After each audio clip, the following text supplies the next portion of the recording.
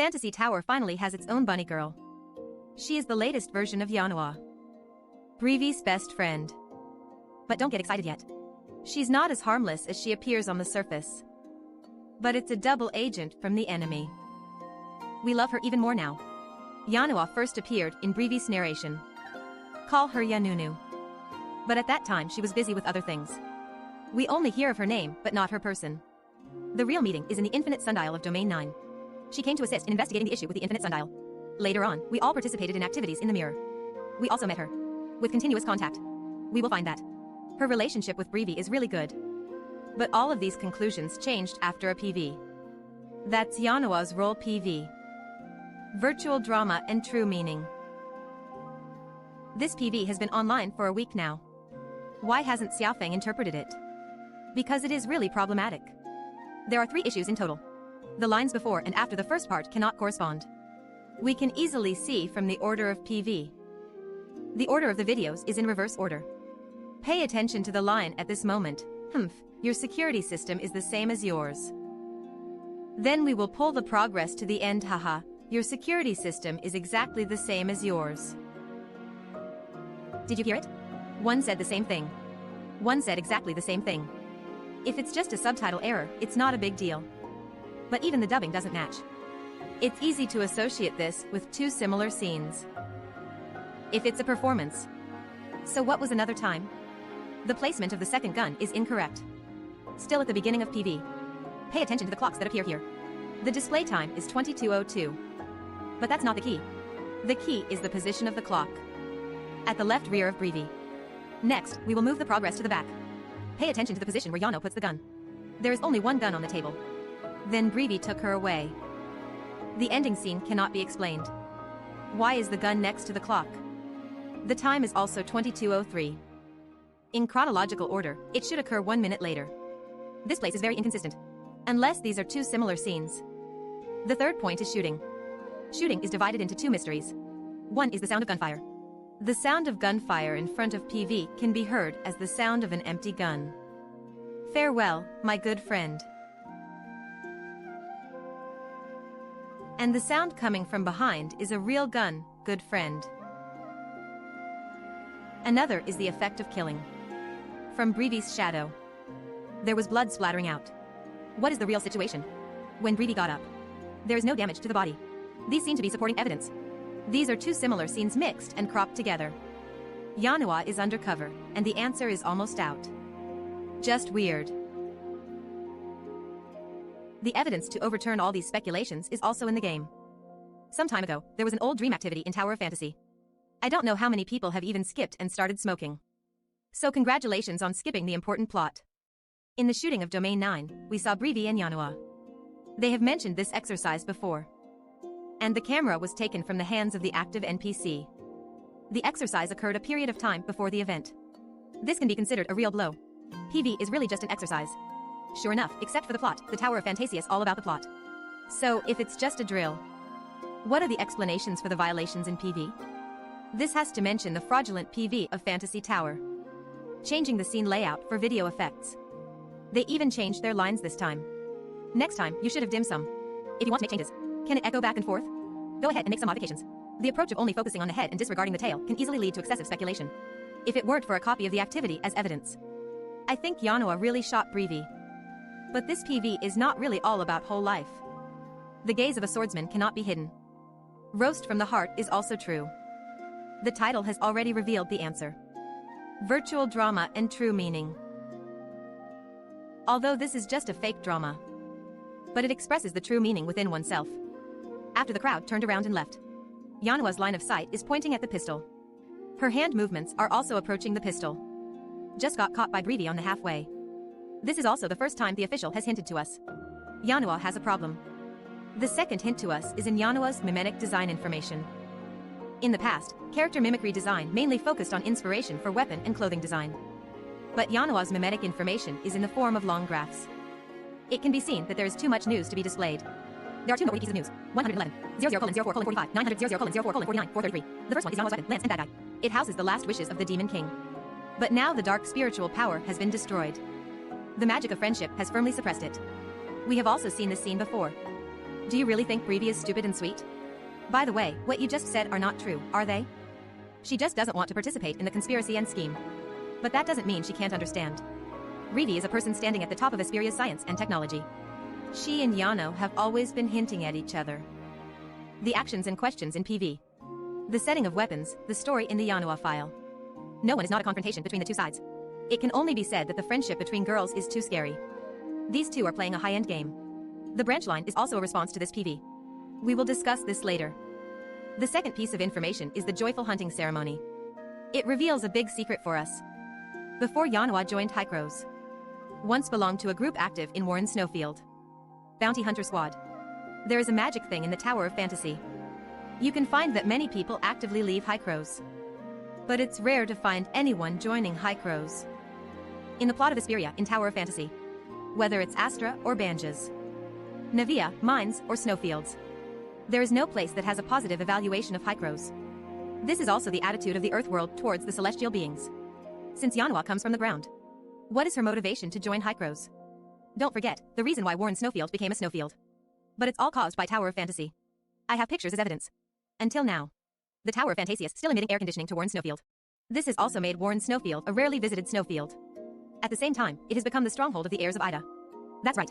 Warren Snowfield is also the place with the most sons of the heirs of Ida. Yanuo was born in this place, which problem is very big. The third suggestion is already a solid blow. That is, the branch line launched in the new version. Yanuo's defection. There is no prompt for this branch line. You need to come to the infinite sundial of Domain 9. There is a suspicious computer inside. The conversation will find that it's Brevi's contact information. After arriving at Hycrose, we saw Brevi waiting for us. It's just a bit sneaky. Following her closely to the office. We didn't even take a sip of the good coffee that was promised. Even the chair can't be sat on. Okay, let's put up with all of this for now. Start talking about business. According to the recorded footage from the database. At 3 a.m., Yanuo swaggered in the database. Stole Brevi's confidential information. This is the entire process of the event. But there are also many doubts. Actually, this matter itself is quite outrageous. Yanuo has the right to view the database herself. She can just take it directly during the day. Why does she have to be a thief at night? And at night, the database starts the security system. She can handle complex security systems. Why does she still need to leave an image? It's not just us who have this idea. Evans also explained that he couldn't understand. So he didn't even issue a wanted notice. Even the order given was brought back as soon as Yanuo was seen. This doesn't seem like dealing with traitors at all. The protagonist also thought of this point. But what the protagonist is thinking is, as an undercover agent, for the sake of long-term interests, how could she expose herself in a big way? Such exposure is meaningless. Long-term benefits need to be prioritized. Because Yanuo did. The next step is to meet with the database administrator, Mr. Lenz. He is a crucial chess piece in this plan. Because the database was stolen, Evans has blocked the database. So Mr. Lenz came to Hycrose Hall. When we arrived, first, we were pulled aside by Plotty. We have to talk about Plotty's character here. Typical knife-mouth tofu heart. Their mouths are full of unforgiving words. But those who should help will help. The management of this department. What should be saved will be saved. Seeing us also getting involved in the incident, she pulled us apart out of kindness. But she still doesn't spare anyone on her lips. The protagonist is portrayed as neither humble nor arrogant. She has a great grasp on emotional intelligence. The meaning is that she has settled in this muddy water. By the way, Plotty was invited to investigate. Plotty saw that we had made up our mind. She also directly highlights the key points. Although Mr. Lenz is the head of the database. But the data is all managed by machines. This is just a casual job. Now the information has been stolen. He has an inescapable responsibility. What he needs most at this moment is a scapegoat. And Yanuo is the most suitable person. So he will be desperate to target Yanuo. After being reminded by Plotty, we have also officially begun the investigation. We didn't expect to encounter trouble from the beginning. He saw us with Brevi. That's why Brevi contacted us.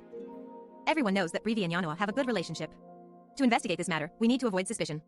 So he refused to provide news. At this point, the protagonist's intelligence is once again online. Moved out Plotty with authority level 5. And described herself as Plotty's little valet. This makes Lenz think we talked to Brevi before. Because of Plotty's order. It has to be said that the logic preciseness of Tower of Fantasy in copywriting. It's really amazing. Without Plotty's intervention, this investigation may have failed before it even started. With Plotty's assist, everything will be much simpler. Lenz not only added fuel to the theft process, but also explained it thoroughly. And he began to misinterpret Yanuo's actions. Yanuo's access to the database has become a stepping stone for the theft plan. In the face of responsibility and rice bowl, any doubts were left behind by him. But he's not really brainless either. But because the database has 2 layers of encryption, access is required to retrieve data. Only Brevi has permission to file cabinet Brevi, Evans and Yanuo. Yanuo is a newly added permission. That's why Lens still bites Yanuo. Because it can't be Evans, right?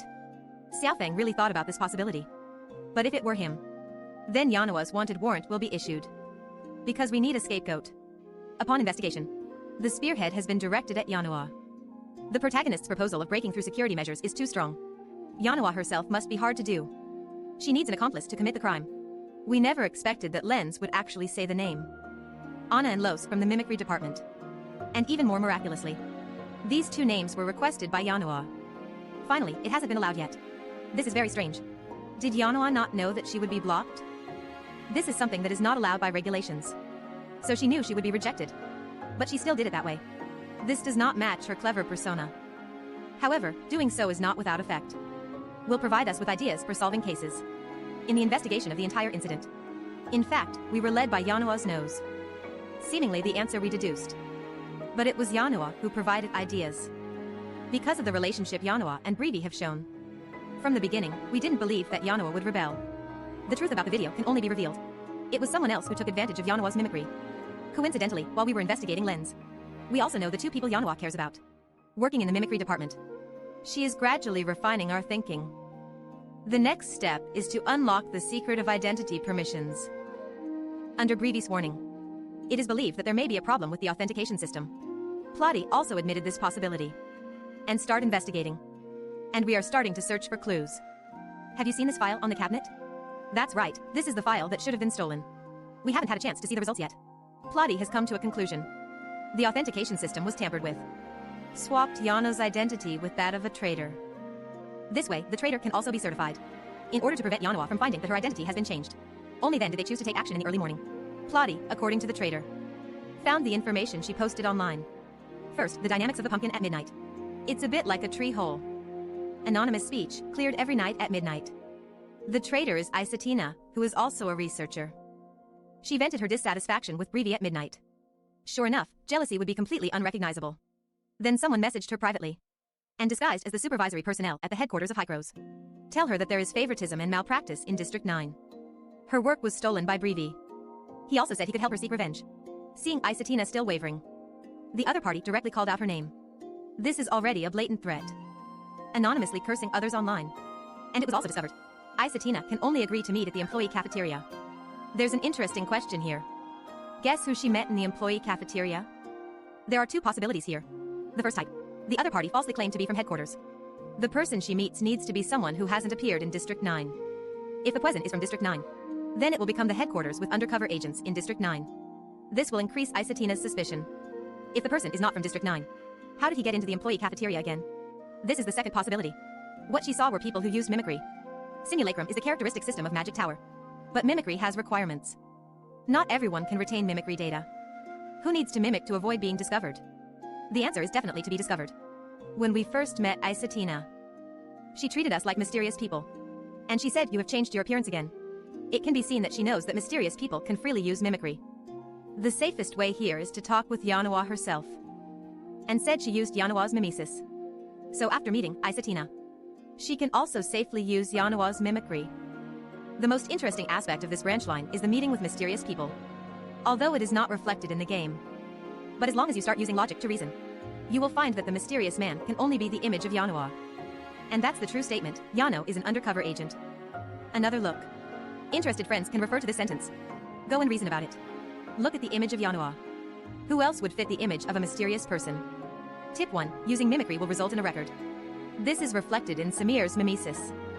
Tip 2. Yanuo pursues 100% perfection. So there won't be any omissions in the plan. Tip 3. How to make a mysterious person meet for the first time. Isatina trusts her plan 100%. Tip 4. Employee cafeteria is a public place. The characters appearing should also match the scene of the cafeteria. Tip 5. The traitor will also be brought back by Yanuo if not captured by the main character. Both confession and aftermath issues need to be considered in advance. If you have any ideas, you can leave a comment in the comment section. I also look forward to a different conclusion. In the next episode, let's delve deeper into the secrets of traitors. and the plagiarist Brevi. Alright, that's all for this issue. Follow Xiaofeng to experience a different fantasy tower.